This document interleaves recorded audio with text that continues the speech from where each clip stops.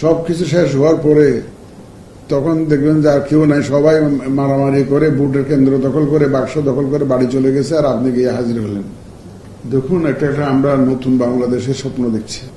আমাদের দেশের যে এই দুরবস্থার একটা মূল কারণ হলো এটা আমি একটু আন্তরিকভাবে বিশ্বাস করি যে আমরা আইনের প্রতি শ্রদ্ধাশীল নই।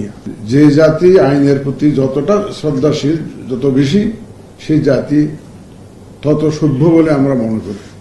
সভ্য দুনিয়া কিন্তু আইনের প্রতি শ্রদ্ধাশীল থাকে। আমাদেরকে এই কালচারটা কালটিভেট করতে হবে। We want rule of law, not rule by law. শাসন করার জন্য আইন বানাইলাম সেটা না, আমরা রুল অফ ল চাই। আমরা চাই সর্বস্তরে সবাই আমরা আইন মেনে চলব, আইনের প্রতি শ্রদ্ধাশীল থাকব এবং আইনকে এস্টাবলিশ করব সর্বক্ষেত্রে। এবং আমার যে গণ্ডির মধ্যে যে কাজ থাকবে সেখানে আমি আইনকেই বাস্তবায়ন করব। কারণ আমরা চাইব আপনারা আইনের প্রতি শ্রদ্ধাশীল থেকে আপনাদের দায়িত্ব পালন করবেন। নির্বাচনের মধ্যে সমন্বয়টা একটা বড় জিনিস। তা আপনারা যেহেতু উপজেলা পর্যায়ে নিয়োজিত আছেন এবং সমন্বয়ের দায়িত্বটা মূলত আপনাদের উপরে নির্ভর করে, যারা ইউএনও আছেন, উপজেলা পর্যায়ে সমন্বয়টা আপনারাই করে থাকেন। সুতরাং নির্বাচনের সময়ও এই সমন্বয়টা খুবই জরুরি।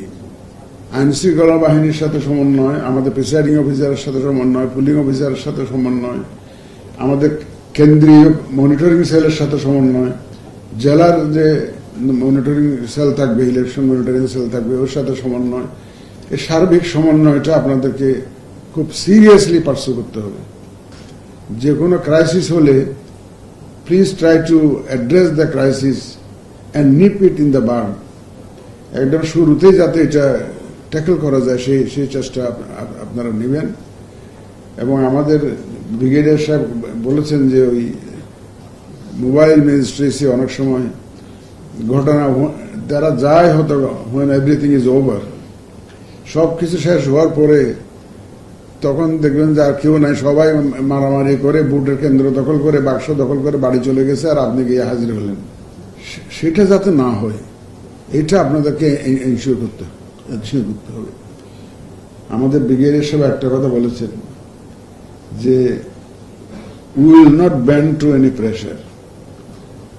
সেটা আমি এই মেসেজটা আপনাদের কাছে ডিসেমিনেট করতে চাই। আপনারাও কোনো প্রেশারের কাছে নতি স্বীকার করবেন না, কোনো চাপের কাছে নতি স্বীকার করবেন না, এবং সম্পূর্ণভাবে নিজের সিদ্ধান্তে, আইন অনুযায়ী সিদ্ধান্তে অটল থাকবেন। আমাদের পক্ষ থেকে আমরা সার্বিক সহযোগিতা দেব, এবং নির্বাচন কমিশনও কিন্তু কারো কোনো অন্যায় চাপের কাছে নতি স্বীকার করবে না। কারণ আমরা আপনাদেরকে অন্যায় কোনো আদেশ দিব না, অন্যায় কোনো হুকুম দিব না।